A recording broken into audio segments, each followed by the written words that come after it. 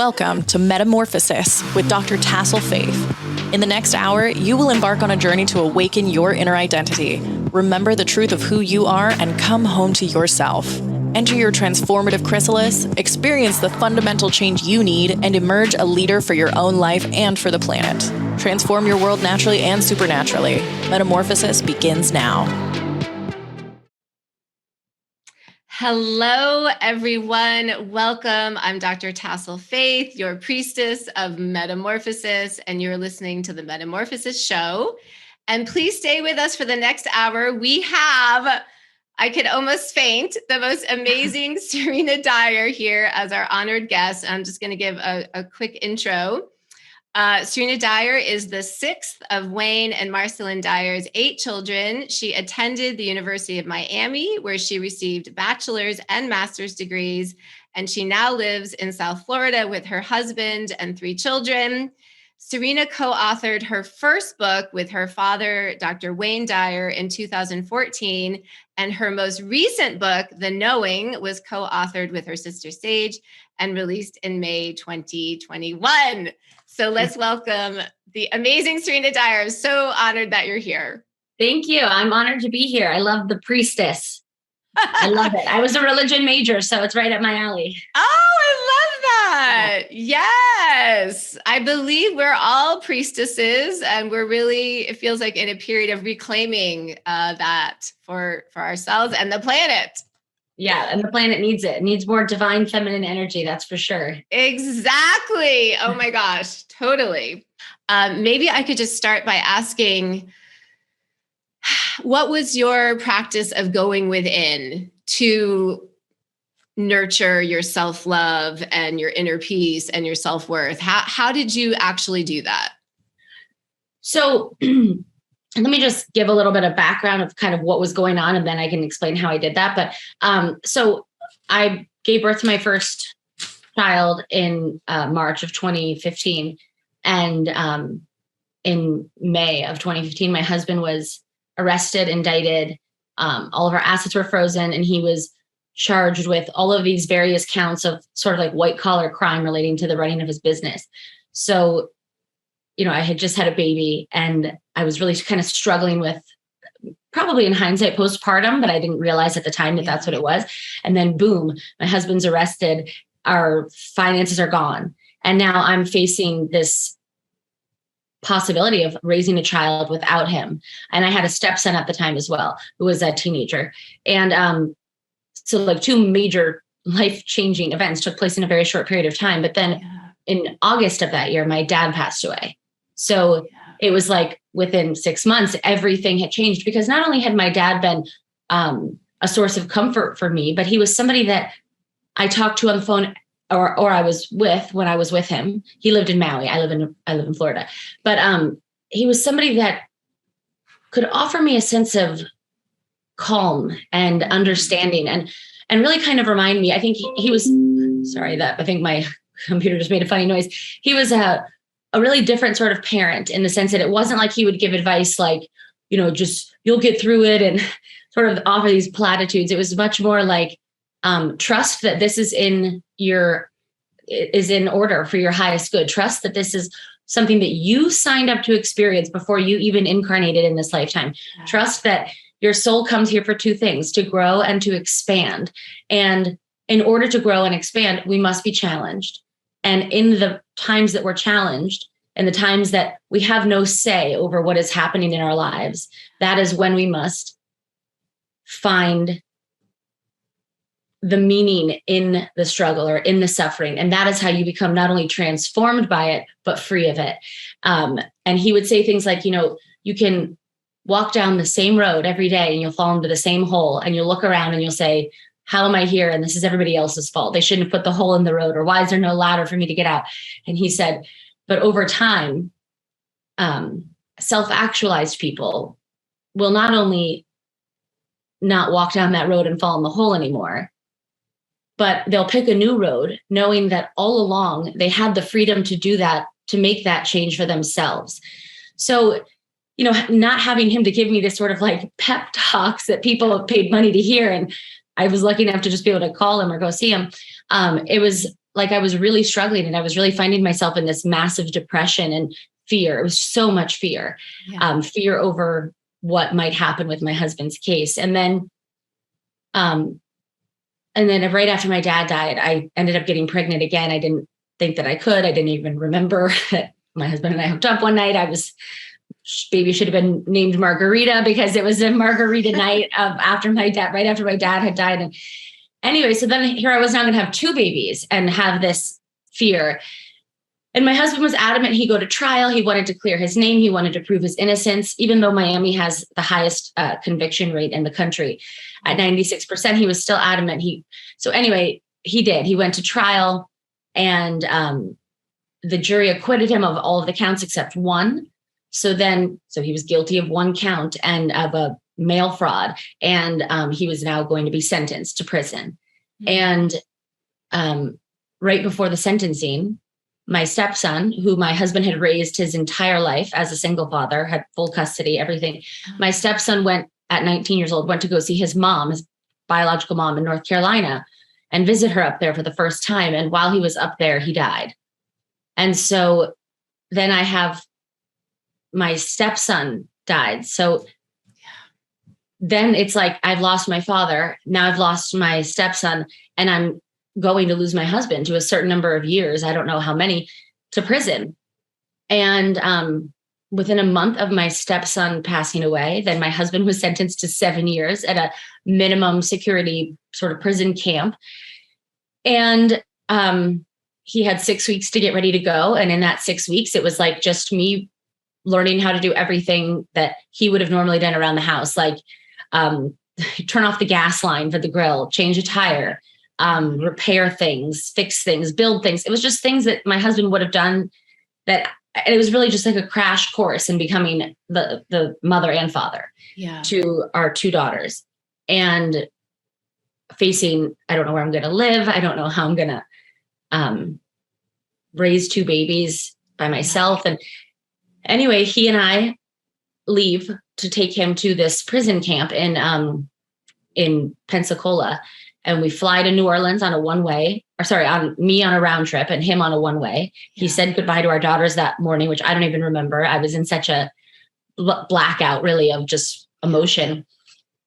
And we're in New Orleans, and we're getting ready to drive to Pensacola, where he has to be for the next day. And as my stepson's name is Mason, and we are getting lost in New Orleans, and because we're both not focusing, we're not thinking, we're not understanding, we're just in like a extreme state of shock, I think, that we're really at this place. And anyway, so at one point he said, let's just park the car, let's get out, let's walk to find something to eat here in New Orleans, and then we'll head to Pensacola. So we did. We pulled into this parking area, the Harris Casino in New Orleans. And as I'm opening my car door in the rental car on the passenger side, a car pulls in next to me, so close and so fast, I jumped back because I thought it was going to hit me. And I had been getting signs from my dad. So this was 2 years after my dad passed away at this point. I had been getting signs from my dad. I had been able to communicate with him through mediums. And I even had recently had, because my stepson had passed away just 3 months before this, I had started getting signs from him. And so I knew that they were both watching over us. And in that moment that this car almost hits me, I look at the license plate on the front of the car, and my jaw just like drops. And I look at my husband and I say, you've got to see this license plate. This is crazy. And he says, hold on 1 second. I'm getting a call from my attorney. So I look at him and I see every range of emotion go over his whole face, chills everywhere. And he actually drops to his knees.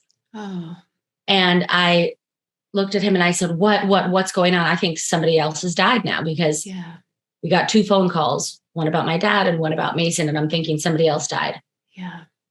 And I run over to him and he says, the prosecution admitted today, just now, in a motion they filed, they admitted that they lied and withheld evidence that would have exonerated him.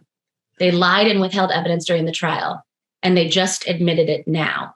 And the judge has reversed the sentencing. I'm not going in. I'm going home. Oh my God. And I said, Matt, I mean, first I was like, I couldn't even understand. I couldn't even fathom what I was hearing.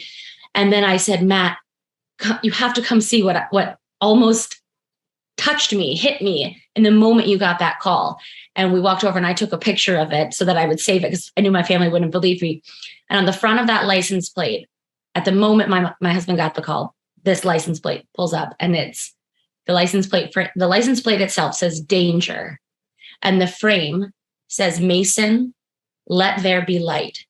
And my husband's son's name is Mason. Oh my God. And I said to him, Mason was up there pulling some strings, doing what he could. I said, I mean, at the moment you get that call, this miraculous, truly 11th hour miracle. Yes. A license plate pulls up and it's danger and it's surrounded by Mason, let there be light. And I felt as though, so to answer your question, I hadn't really started finding that sense of inner peace. And I hadn't really started having that sense of worth or self-love. And it wasn't really until some of the fear, that fear of losing my husband, since I had just lost 2 other men in my life, was so great that I couldn't really go within and find that place, that like inner Tahiti. And I kept thinking to myself that once all of this is over, once the legal stuff is over and we can go back to being a family, this was what I was thinking before Mason died, and we can go back to being a family and we can have finances again and my husband can work again. And once this is over, then I will have peace. But I understood that I had been looking at it all wrong. I had been thinking that once everything fell into place, then I could have peace in my life. And I really started to understand through the process of reading and writing, like writing for myself and then reading as many of my dad's books and Viktor Frankl's Man's Search for Meaning and The Surrender Experiment. I started reading so many different books that I really hadn't really read before. I hadn't even really read my dad's books before he died.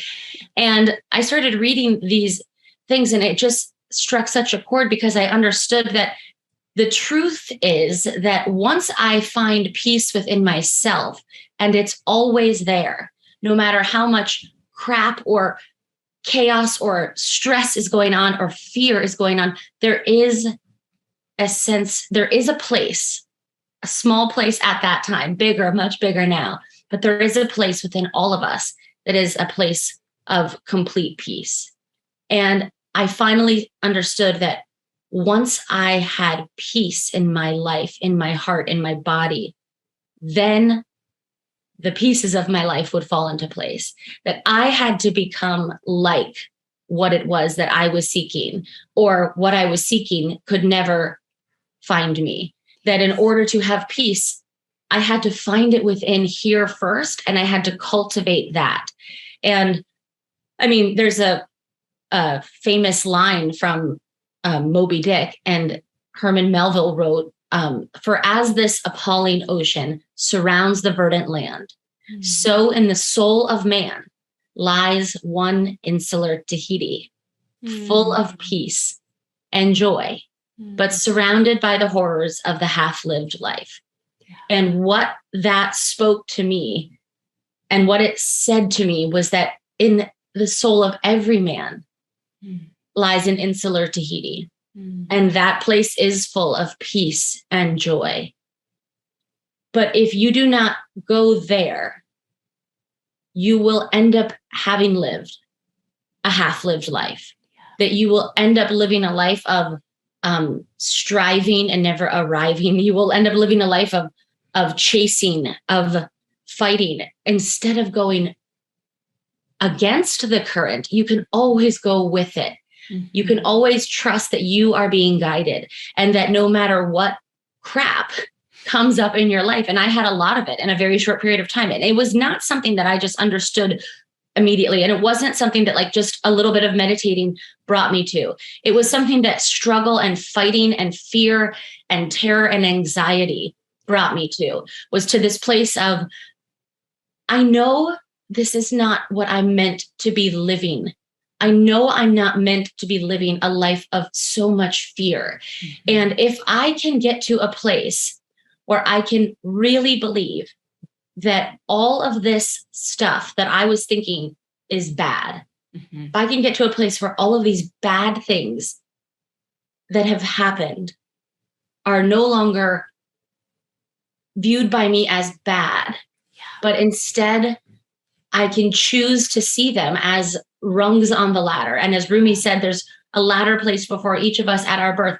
I can view each of these things, these losses, these fears, these scarcity mentality, this grief. I can view all of this as a rung on the ladder that I must climb myself to get to that place of God consciousness.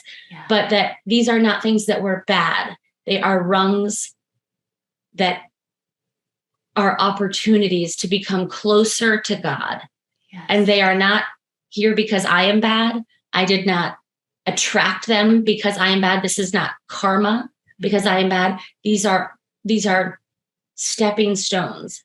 And I don't have to grow.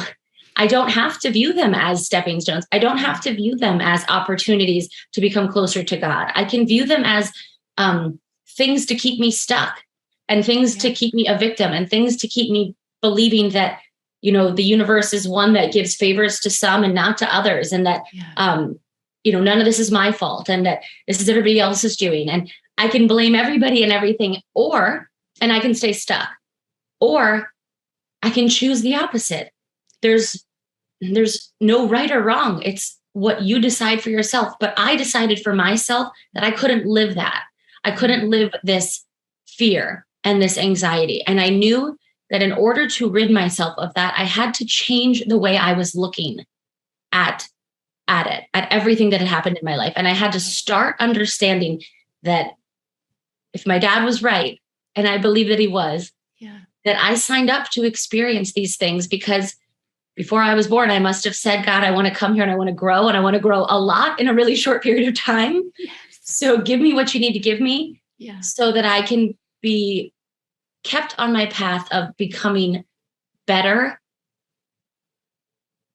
kinder, more full of love, more full of forgiveness than I ever would have been had I not gone through these experiences. And ultimately, that's what our soul comes here to do, is to grow. And mine did, because I chose to not allow myself to become the victim of my circumstances, but I allowed myself to become transformed into something better because of them. And I believe that that's the choice. And so I don't have sorry, that was a really long answer. I don't have like a step-by-step tool or guide that I did in order to find that place, because it wasn't quick and it wasn't painless and it wasn't pretty. It was a lot of, at times, drinking way too much. It was just trying to numb myself. At other times, it was eating too much or not eating anything at all. At other times, it was not wanting to get out of bed. At other times, it was, a false sense of strength. Like, okay, I got this. I'm going to make this list and I'm going to do these tasks. But ultimately, really what it came down to is that I had to decide that I wanted something better for myself, and that I was not going to allow myself to become stuck because of the things that happened in my life. I was going to become better because of them.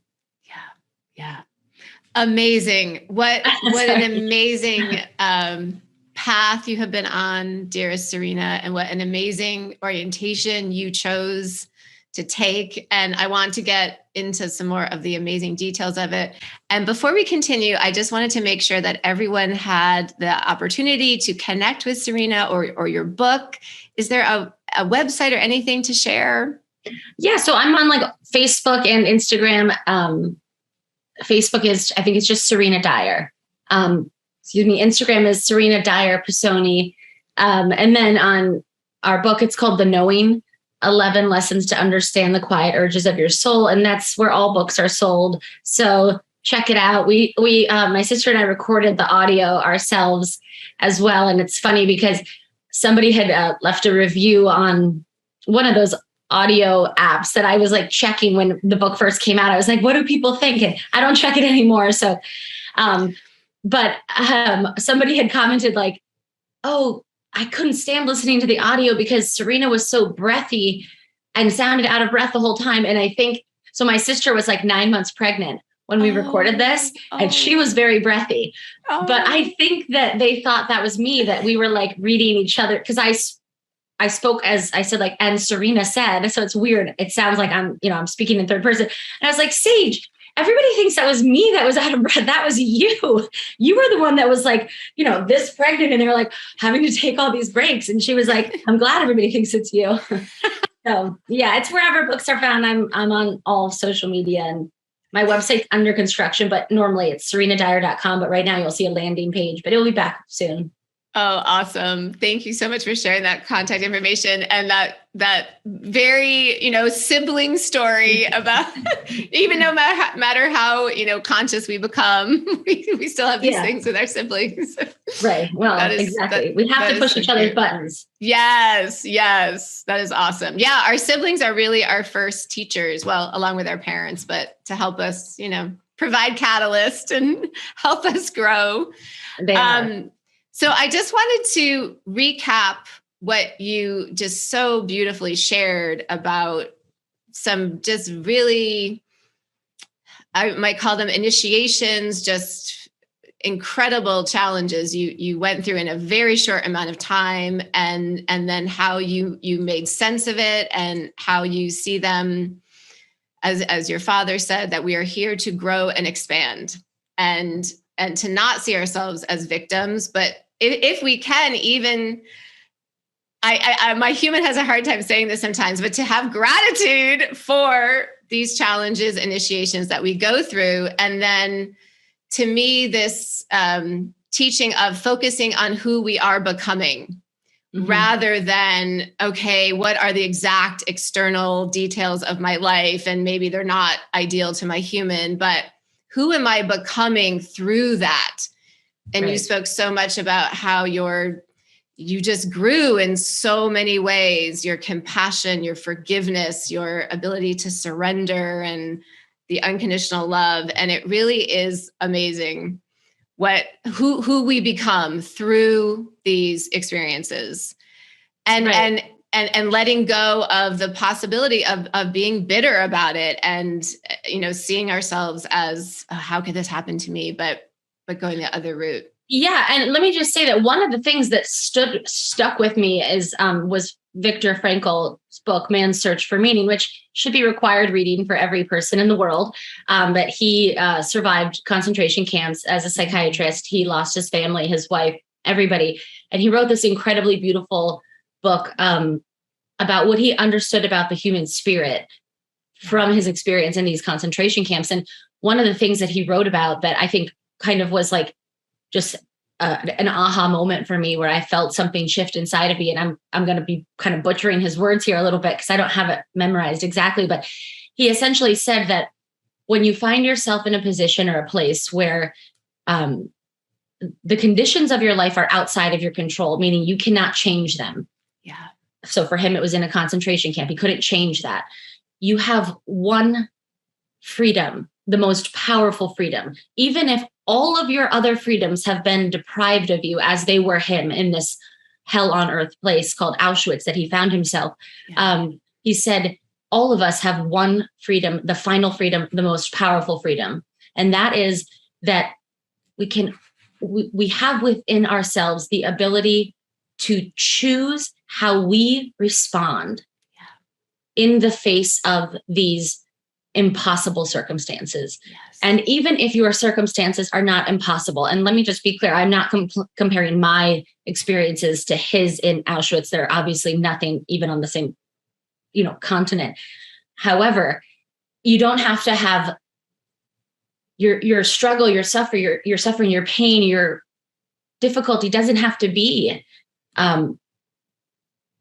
enormous. It doesn't have to be the death of a family member. It doesn't have to be the loss of all of your freedoms. It can be the loss of a job. It could be the loss of a pet. It could be feeling insecure or unsure of your place in the world. So there's no qualifying or quantifying your inner feeling. It's real. It's there. It's just as valid as mine or as Viktor Frankl's, because it's there for you. And I really strongly believe that what he said just opened my eyes in a way when I read that, which was that, so many of the things that had happened in my life or that were happening were things that I couldn't change, and they were outside of my control. But I did have, and we all always have the freedom to choose how we respond. Yes. And I didn't want to respond. So you said I grew so much. I just want to be clear. I shrunk so much before I grew so much. I really retreated and struggled and withdrew and was depressed. But over time, I understood what he meant so clearly, that I could choose how to respond. And that was where my own destiny lies, is that in the choosing of who I become in the face of anything. And that if you believe that we live in a universe of, which we do, of energy and of the law of attraction, my dad used to always say, the secret got it wrong. You don't get what you want. You get what you are. Mm-hmm. And so if you want to become more if you want to have a life with more love, with more abundance, with more kindness, with more healing, you become that. And that is how you align with it. You don't just sit on the couch and say, like, I'm going to eat bonbons, but I'm going to manifest a 6-pack of abs. Right. It's like you have to have the intention and the desire, but then you also have to do the work to become it. And so for me, I really understood that I had become so small. I had become so afraid. I had become so withdrawn, and I just didn't want to become that any longer. I wanted to become more beautiful. And that was what Viktor Frankl was saying, was that you can, in spite of whatever you're facing. And for him, it was, horrible people doing horrible things. And he understood that you could still, the power that you have as an individual is to maintain your humanity, is to maintain your kindness, your love, your compassion, and to do it for everyone, and to do it for yourself. And so so that was sort of like kind of what I had to really understand. And I think that's something that we all have to understand, is that you have that power to respond, and that is how you change the course of your life. Yes. Becoming what you want, becoming what you are seeking. You have to be in alignment in your body, not just wanting it in your mind. Yes, absolutely. You get what you be. Mm-hmm. Yep. And I just want to highlight, you've spoken about it as a theme here, about this place of peace that does exist within us.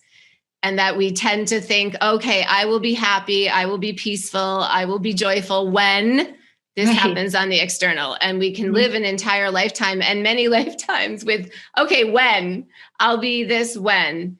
And you're saying we come back to the truth that within our deepest soul, within us, there is this place of eternal peace and calm. And when we live there, or visit at least, not that we're there necessarily all the time, we will usually, eventually see as within, so without, the external matching that. But it's about us. It's about who we are becoming and what energy we are tuning into within ourselves. It's not about the external. I often say to people I work with, just don't pay attention to the external. And we were never told that, right? If we were, daydreaming as kids, we would be maybe chastised, but don't pay too much attention to the external. It's just temporary. It's always shifting. Pay attention to the energy you are carrying. What is the vibration you are sending out? Yeah, because that's where your ultimate freedom lies. Is that you can choose that. And when you choose to come from that place of peace or love or generosity or kindness, you become it. And the universe can't help but give it back to you tenfold. Yes. And as you said, this is our freedom and this is our power. This is Mhm. our power when we are in that alignment with who we really are at our soul essence is peace and joy and love. Right. And, the human experience can bring up a lot of fear for the egoic mind. And so I'm just curious, because I love just asking like really practicalities about this.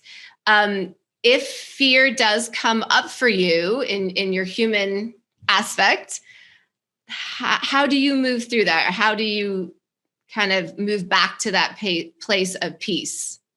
Well, fear for me is it happens all the time. It's not a thing that I just don't have at all in my life. I mean, I have 3 little kids, so just that alone is, I often have fear over, just things relating to them and them being in the world and them being out of my sight at school or, but I don't avoid it. It's there and it's present and I face it. I think is what I do. I don't suppress it or hide it or run from it. I just say, why am I experiencing this fear? What am I actually afraid of?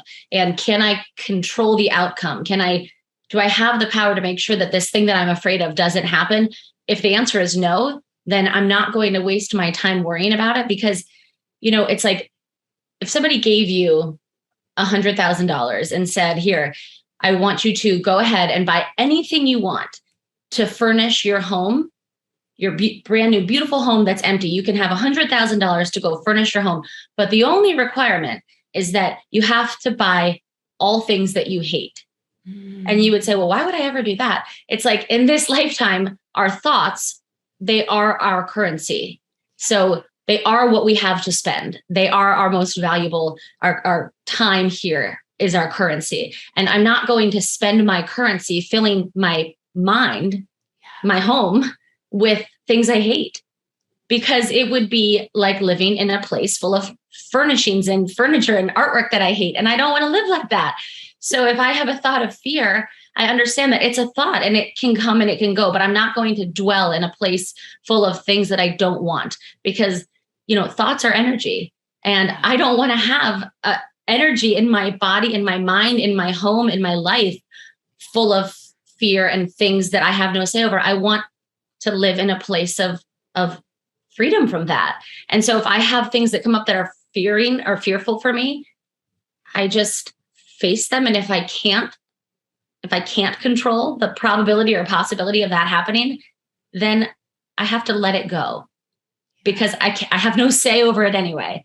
So I'm not going to spend the time that I do have here, my currency, my time, my thoughts. I'm not going to spend it on things that I don't want. Yeah. Yeah. So what I hear you saying is you don't suppress the fear when it comes up. You realize as a human, there is going to be fear that comes up.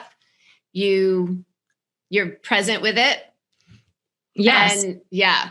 Yeah. Sorry. My computer battery is, I think I kicked my plug out and I didn't realize. So I have to plug that in a minute because it just popped up and said, your battery's going to die. Sure. But no, that's exactly right. It's like fear comes up. Everybody has fear. There's things that we fear all the time, but I just don't want to live in a place full of fear because I understand that for every possible thing that could go wrong, there's the exact same probability that things could go right. Yes. So I'm just not going to live a life. And because I've lived it, I've lived in that place of fear for 3-4 years straight. And it was a really dark and lonely place to be. And I don't want to live there anymore. I want to live in the world of, beauty and just enjoy each moment or each day. And of course, I don't always do that. Of course I'm, I have days where it's not so easy. And, last week, my son was sick. I really panic when my kids are sick. I'm not a doctor and I often feel like I don't know what to do and I don't want to rush them to the doctor. And it's like, but that is like a momentary thing of like, okay, your son is sick. He's got an ear infection. He's got a runny nose.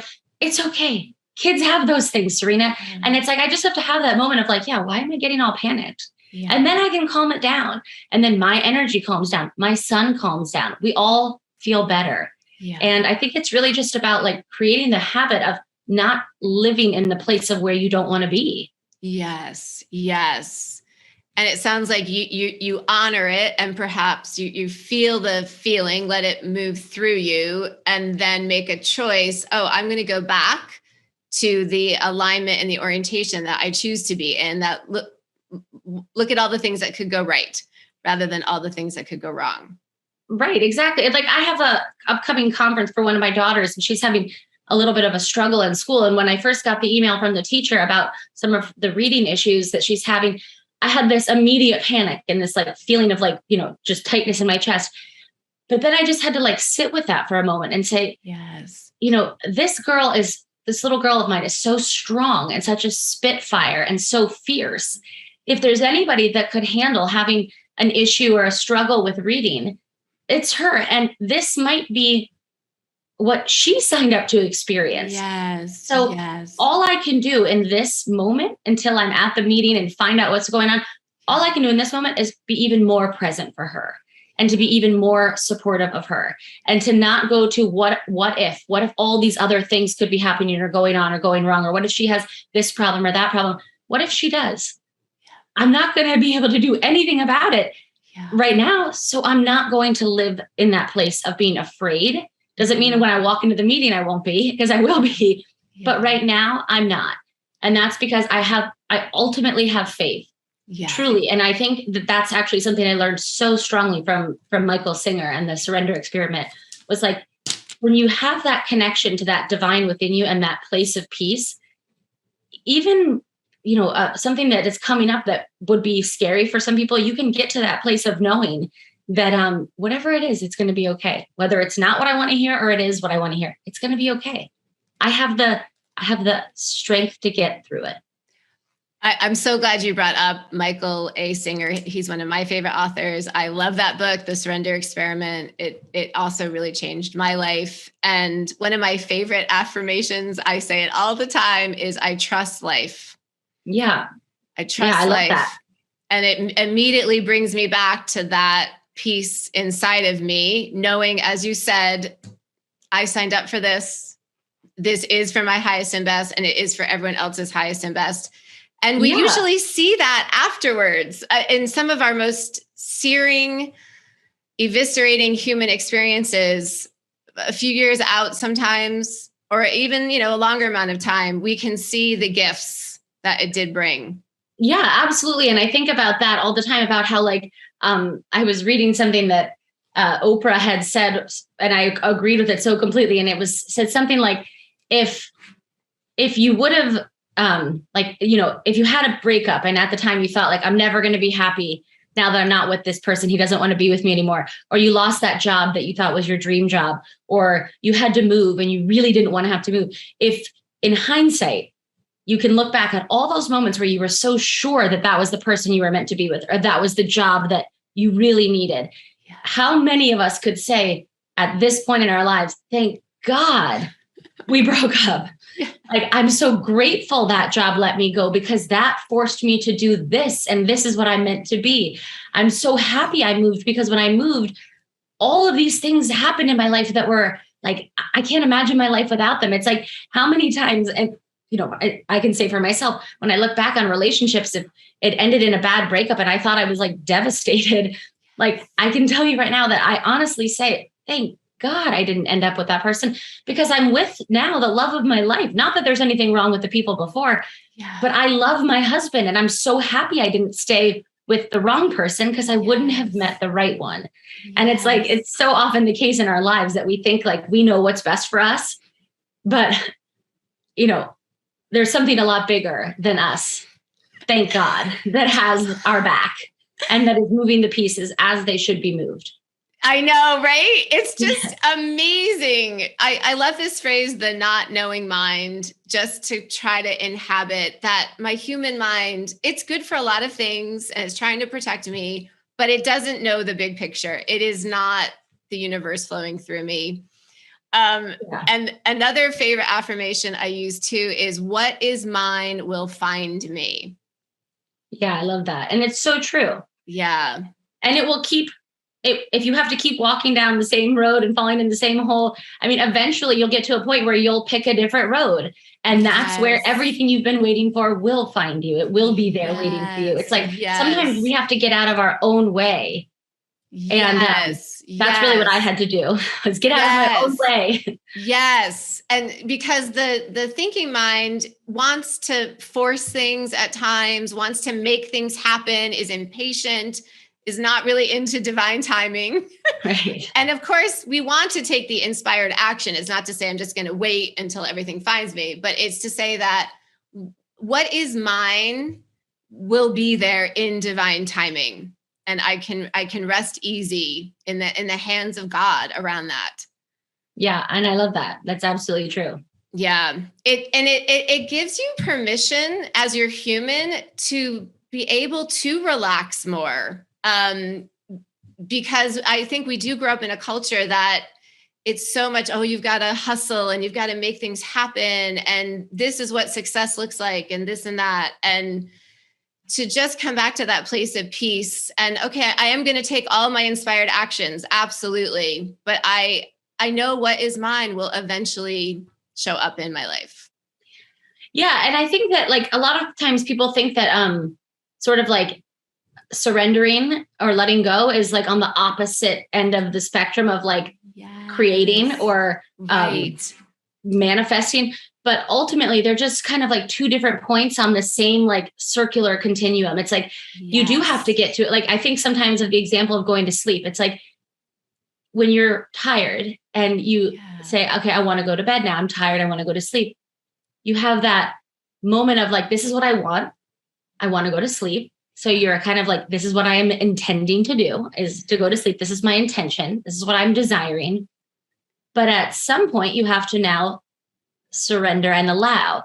Otherwise, if you stay up, if you spend the whole night thinking, I want to go to sleep, I want to go to sleep, you're going to be chasing sleep. You're not going to be allowing it to now happen. So it's like there's two things that have to happen. You have to set the intention and intend what you want, but then you have to also allow, which means, like you said, not chasing. It's now this is what I want. It's like, let go and now let God. Yes. I want sleep. So this is my intention. I'm going to go into bed. I'm going to turn off the lights. I'm going to take the steps necessary. But at some point you have to say, and now I'm going to let go. And that's when sleep will find you. Because if you don't let go and if you don't allow, you're going to spend the whole night chasing it and you're never going to fall asleep. And it's like, that's such a simple metaphor, but it's so true for so much in our lives. We chase and we fight and we go after and we seek, but we ultimately need to let go. Yes. And I think that people don't get that. That's like the thing that I didn't get for so long. It's like, I'm going to manifest this. I'm going to put this on my vision board. I'm going to attract this. But those things are not going to happen if you're always coming from a place of, I want, I need. All the universe is going to respond to is your sense of lack. You don't have enough. Okay, so you don't have enough. So here's more of not enough. Mm-hmm. When it gets to a place of, and now I trust, now I let go, now I allow, that's when you're in harmony with receiving. Yes, absolutely. So well said. And cultivating gratitude that, okay, yes, my human always wants more in a way. That's part of the fun of being down here on the planet. There's so many amazing things that we can want, but we can have gratitude for what is now, who I am now, where I'm at in my consciousness, and also excitement and gratitude for what may further unfold. But then we're not in that place of lack, or it's not good enough now. Right. Yeah, I know. And I think that like one of the things that I had to really understand about sort of like letting go or just like allowing or not like always striving. Yes. Was that it's kind of like you can picture if somebody wants to make friends and like, you know, you see like little kids playing in the street and somebody comes running up and is like, I want to make friends. I want to make friends. I want to make friends. You'd be like, you know, I'm going to run from this person because this is a lot. This is like, I don't want to be friends with this. This is a lot. And like, then you're chasing them. And it's like, you're going to be chasing your friends through the neighborhood, not understanding why they're not stopping to turn around and making friends with you. It's because that energy of like need, want is in direct opposition to the energy of receiving and allowing and understanding that it's already on its way and it's all unfolding as it should. And all I have to do is sit back and allow. And I think that, it's definitely like a weird conundrum, like manifesting, chasing versus like allowing. Yes. And it's a sort of a delicate balance of all of it. And it's a sophisticated orientation. And I think a lot of the divine feminine energy is this ability to do exactly what you've been talking about, is we are wonderful at holding the vision for ourselves and the planet, and then allowing and receiving as queens. Really, this is what sort of how a queen would respond. A queen is not out there constantly striving and chasing, but she allows her abundance and her joy and peace to come in as she holds that peace and joy and abundance in her own energy. Yeah. And no, it's so true. And women really are incredible, because we create, we have this like just magical, miraculous thing called a womb that can create life. And so if you don't believe in the power of the feminine divine, well, then it's like saying, I don't believe in life. I mean, the women are the creators, and it's so true. We do hold that space for that sort of that love and that joy.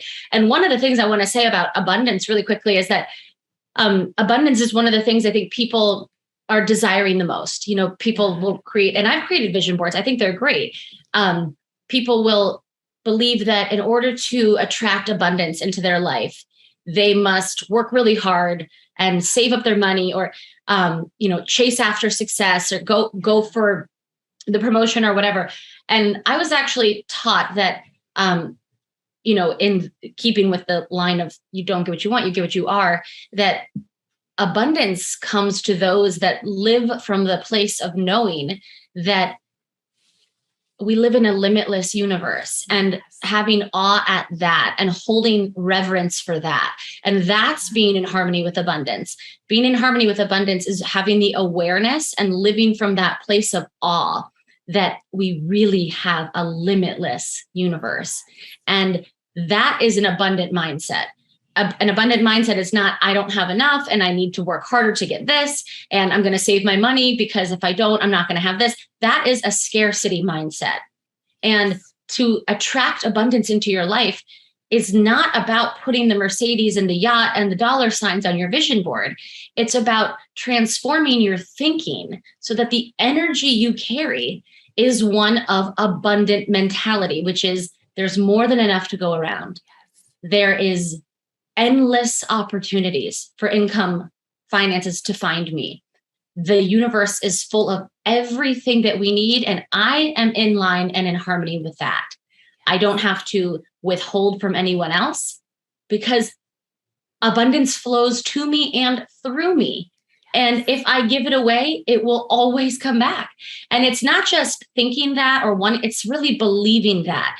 And I really understand how odd that is and how foreign that is. Like my husband, he doesn't have that same, like he tries to, but for him, it's more like, no, we need to like budget this and, spend this. And I agree with him. It's smart to have a budget and to have, goals and what you're saving or spending or that kind of thing. But I have said to him before, but I also don't have fear, Matt, because the universe has always had my back. Even when I thought it had forgotten me, even when I thought I was nobody and worthless, and that all this bad stuff was happening in my life because I was bad, and I felt ashamed of myself, and I felt ashamed of who I had become. Even in that time, the universe had my back, and I just forgot. And now that I remember, I'm never going to live from that place of scarcity mentality again, because the universe is going to always have my back. And I'm not going to be afraid of finances. I'm not going to be afraid of money, because that's putting out there that there's not enough to go around. I need to hoard mine and squirrel it away and not share it or be generous to others, because if I do that, I'll have less. I'm not going to live like that. I'm going to live from the abundant mentality, which is that it's always coming to me. And if I give it away, it's going to come back to me more, and I'll keep doing that. And there's more than enough to go around. And absolutely. And I'm so sorry. I want to keep talking. Everything you're saying is just drop the mic moments, golden nuggets. And what you're saying is it's us, it's our energy that is the most important thing to really work with and sit in. And so grateful to our listeners. And please check out Serena's amazing book, The Knowing, co-authored with her sister Saje. And for more information about me, please visit my website, Dr. Tassel, drtassel.com. I have a wonderful metamorphosis journey coming up if you want more information about that. And we will see you next time with the amazing Dr. Joe Vitale. And to your amazing metamorphosis, trust the unseen, lead with your magic, and experience quantum leaps. So much love to everybody. Thank you for joining Dr. Tassel Faith, Priestess of Metamorphosis, on your road to transformation and freedom. Each step takes you closer to becoming an awakened, empowered, courageous, and a moves mountains kind of person. Join us again, the second and fourth Wednesday of each month at 12 noon Eastern Time for more guidance and encouragement. Until then, lead with your magic, trust the unseen, experience quantum leaps.